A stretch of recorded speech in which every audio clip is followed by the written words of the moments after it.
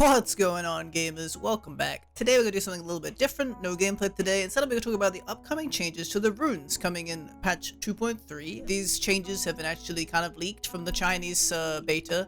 They kind of already have the update there, or, you know, the update's already been put on the store. I'm not really sure of the scenario, but either way, people have managed to get their hands on the changes, and these are coming, so just kind of the things that have come from China. People have been translating them for like the West audience, thinking an idea of the sort of changes that are coming. Obviously, we've had sort of snapshots of some heroes that are on the way. Aurelia has already been leaked by the Twitter itself, so not really much of a leak, but you know, other champions such as Senna, Lucian, and Riven have also been revealed to be on the Chinese alpha/beta. But either way, I'm going to be focusing on the rune changes today. I think they're really interesting. Mainly, they're focused around the resolve tree. Let's just get straight into it.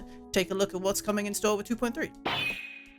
So, for this video, I'm going to be using this Reddit post. It's by P-Solly. It's actually been an hour ago. I was just looking for something in the background to kind of see the actual numbers, because, I mean, they've already been leaked, but most of the translations are a bit poorer, so it's kind of like if there's something that's a little bit better formatted, so it seems like this one is the one that we're going to be going with. The first big change is Kleptomancy is actually out. If you're an avid Kleptomancy user on something like Ezreal, or maybe, I don't know, Rakan, I think has this recommended build for some reason, Corki as well. And the bad news, Kleptomancy is being removed, taken out of the game entirely, and being replaced by Phase Rush, a brand new keystone. If you're not familiar with this keystone from League PC, it's actually one of the higher usage keystones, to be honest, so definitely a good addition for Wild Rift. It's more of a utility focused keystone. I think the best way to think about it is it's like a more utility electrocute, whereas instead of getting additional damage on a 3-hit proc, you instead proc a self buff that gives you a high amount of movement speed. We're talking like really high. I think it was up to something like 70% or something in League PC at some point. Either way, it's a very significant boost speed buff, but just a short amount of time. It's like a second and a half, but essentially it has kind of two purposes. It has purposes for champions like Darius, champions like maybe Garen, other champions like Graves, I guess. These kind of champions kind of like want to control space, and they'll use Phase Rush as a tool to like catch up to somebody after they get an initial engage. So Darius, for example, you know his combos, the standard pull in, you spin, you auto. That's like your 3 procs. At that point, you get a big move speed burst, which helps you like chase down somebody, even if they do something like flash. So it's really good for Darius. Fits in this place a lot. I guess Gragas is another champion, for example, that could make good use of this room. Just, yeah, giving these kind of engages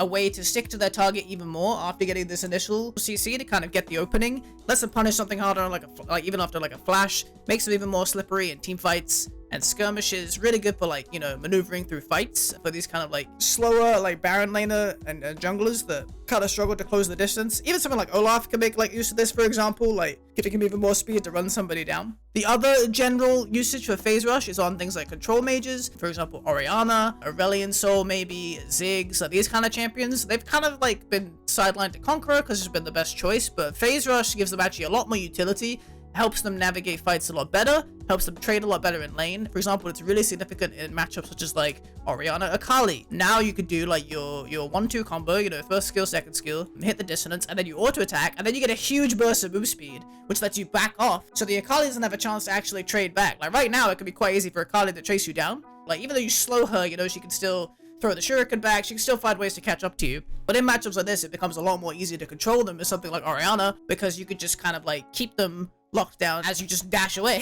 You just get this huge burst of move speed, you run away. Really good for team fights, because yeah, it lets you kite a lot more effectively, lets you kind of circle the outside of fights with control mages. It basically just gives them a lot more safety and utility. I'm actually really glad this rune is coming in. I think the meta has been kind of poor for control mages lately, and I think part of that is because it's a little bit harder to lane without this kind of rune. So I do think, yeah, we'll see it a lot on things like Orianna, maybe even like Seraphine, although she does make pretty great use of electrocute. But you know, generally the utility from Phase Rush, at least on PC, is consistently outweighed any kind of damage choice you could take, because these mages scale really well anyway, you know. Once they get to like 2 or 3 items, it doesn't really matter what their damage was like before. Phase Rush gives them the utility to be able to play around fights and the early laning a lot more effectively, taking advantage of that move speed to do things even in lane, like get extra auto attacks in when they can't reach you. It's really significant, and I think, yeah, you should definitely give it a try on things like Orianna when it does come out. It's a really solid option. So that's the only main keystone change coming with 2.3 that we know about. The other changes are all to minor runes, basically. The big one coming in is bone plating. They're actually removing Spirit Walker, which is the rune right now where it gives you 50 flat HP and gives you slow resistance. Kind of sad for Varus. If you play Varus and you didn't know that Spirit Walker decreases the slow that you receive from channeling your first ability, then you can abuse that now before it gets removed to 2.3. But they are adding bone plating, Bone Plating is a rune from PC as well. It's a minor rune, and essentially when you take damage from a champion, you get 3 stacks of it, and it lowers the damage you take from the next 3 sources of damage from that same champion. This has some pretty specific uses, but generally it's like more of an anti-burst rune. It's way more relevant in lane phase. It doesn't scale particularly well, but for early laning, it's like really significant for these champions that kind of like, especially like melee champions that rely on like a specific combo, it could be pretty effective against. For example, like something like Darius, you might take it against Darius, for example, because, you know, he's going to pull you, he's going to hit you, and he's going to spin, and then Bone Plating kind of catches all of those, so you take a lot less damage. Although saying that, maybe his passive will break Bone Plating, I don't really know, to be honest, but it was just the first thing I thought of. I guess Renekton, maybe, recently came out, better example. He jumps on you, he hits you with the burst combo. Bone Plating will mitigate a lot of that damage, because, you know, he can't really proc it outside of going in, so you're pretty much always going to have it available to deny some of that burst that he does at the early game. It's a little bit less effective against ranged champions in general. It's easier for them to proc the initial hit, and then they could just wait out the duration of the Bone Plating. It doesn't last forever. It only has like a short uptime after they initially damage you, so if they're able to kite around and wait for it, then they could just throw all their damage afterwards. So a little bit less effective in range lanes, but it is a really solid early game rune if you're against like a heavy burst opponent and you want to mitigate some of their trading combo. So focusing on other resolve runes, they buff Font of Life. So focusing on other resolve runes right now, just because it's on the top of my head.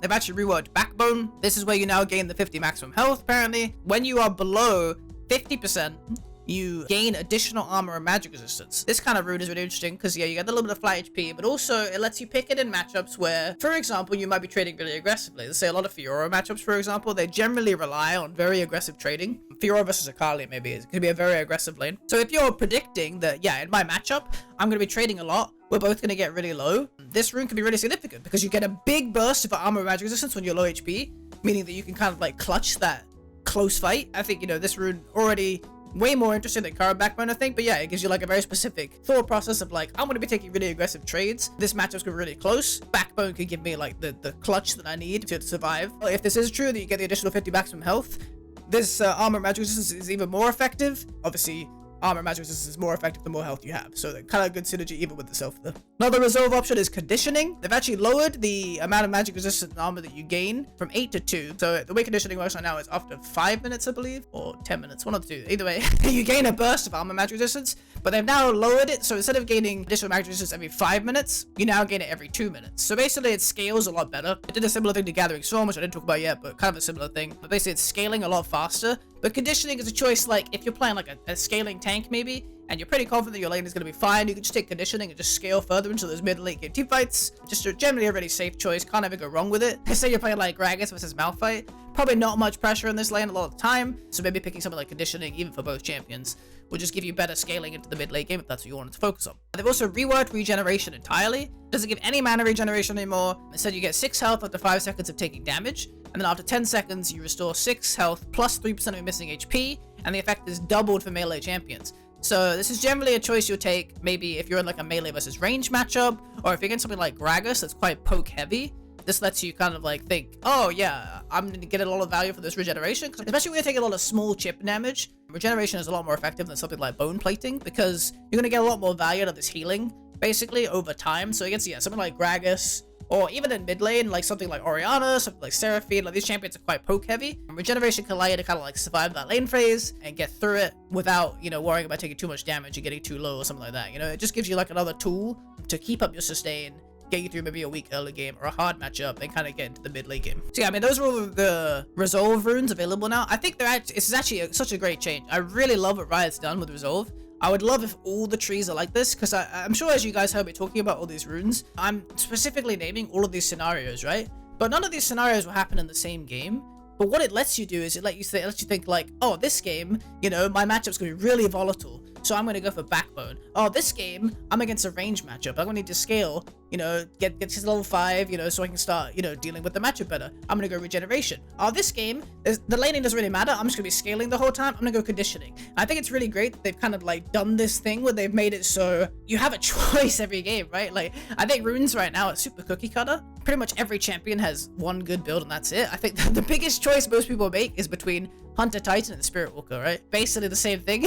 Or, you know, it's basically just, do they have CC? Then I guess I go Hunter Titan and try and get tenacity. Outside of that, pretty much everybody else is going, you're just going the same runes every game, you know, same keystone, same red rune, same blue rune. It's pretty boring, and I really like this way that they've adjusted Resolve. Like I said, I hope they make these changes for the other ones. We'll go over the other changes, but overall they're not as significant as Resolve, I think. I hope they make changes with the other trees to make them feel more like this, where you're like, okay, this game I'm gonna take this red rune because I'm against these champions, you know? This game my lane phase is like this, so I'm gonna take this blue rune because of that. Because right now it's just like everybody's going Sweet Tooth, everybody's going like Vampirism or Brutality, or every champion is pretty much this one rune that works, and that's it. And that's pretty unfortunate, because I think this is a really good way to rework like kind of the Resolve tree, and I think it'll make picking runes in 2.3 really interesting. Font of Life, the keystone, actually was buffed, and now heals allies for 6% of their HP, plus 40% of your AP, and you heal for 2% of your HP, plus 20% of your AP. So they've kind of just reworked it a little bit. I think it's tough to get a vibe of how good this will be. I think the AP scaling is either new or buffed on this Font of Life, and then also, you know, your healing for your allies hitting the target. It is giving more sustain, I guess, to something like Braum or Alistar to take this. It might be a lot better now,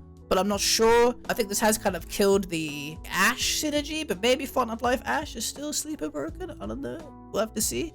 I can't really make too much of a judgment on this without actually seeing it in game. This feels like something you've kind of to test on a few champions, but I think it's great that they're buffing Font of Life to make it a bit more of a competitive keystone. Gathering Storm, they've changed the adaptive damage from every 2 minutes to every 3 minutes, and they've reworked the scaling, so it's closer to it is on PC, essentially, where it's like scaling up as the game goes on. I think this change is okay, but I don't think it really buffed Gathering Storm enough to be considered. I think I would prefer to see Gathering Storm kicking in at 4 minutes, so it syncs with the first dragon, basically.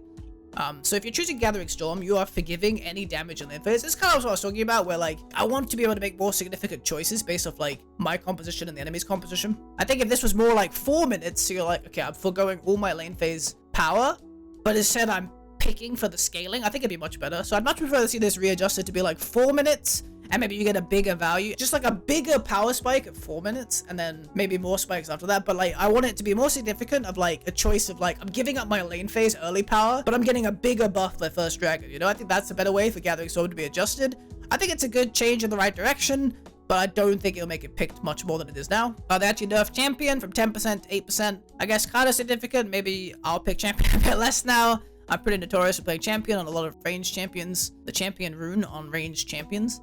What a sentence. Maybe this will coerce me into choosing something else, but probably not too significant. But 2% is a fair amount of, you know, of the 10%.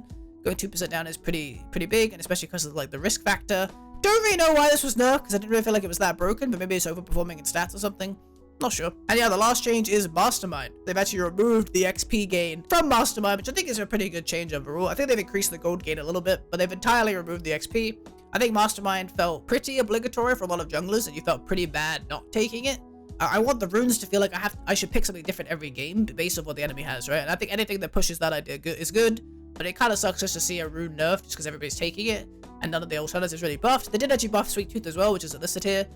Sweet Tooth's gold pickup is now AoE, which is a pretty big buff for supports, I guess, because now when their AD carry takes the fruit, they'll get some gold. Overall, not too significant changes as far as domination, I think the red tree is called, or inspiration, which is a bit of a shame, because like I said, I love what Riot has done here with Resolve. I think the Resolve tree looks really cool for 2.3. I'm a really big fan, actually, of the changes they've made. I would just love to see the other trees push in this direction, you know? Give us more reason to pick a different route each game. Give us more reason to have these different options, instead of it feeling like it's really cookie cutter. Like I said, I love what Resolve looks like now. I think it's really great that you could just, you know, you may want to change depending on the matchup. You may want to change depending on the enemy composition. I think this is a really cool factor of runes that should be pushed as much as it can. Yeah, I will say I think they've done a great job with these Resolve changes, and I hope that they're all as balanced and relevant as I think they look. But yeah, anyway, that's just like a bit of a look into how I'm feeling about, you know, some of these changes coming up. Yeah, really excited about 2.3 and everything it will bring. I think you know, runes have been a consistent thing that people have been wanting more of, you know, Hail of Blades, Phase Rush. But we finally got Phase Rush,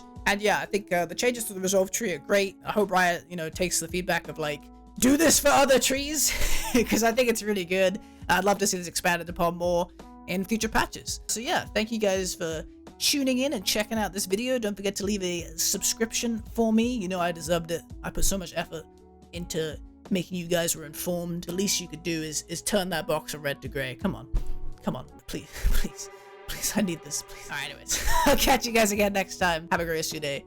Peace.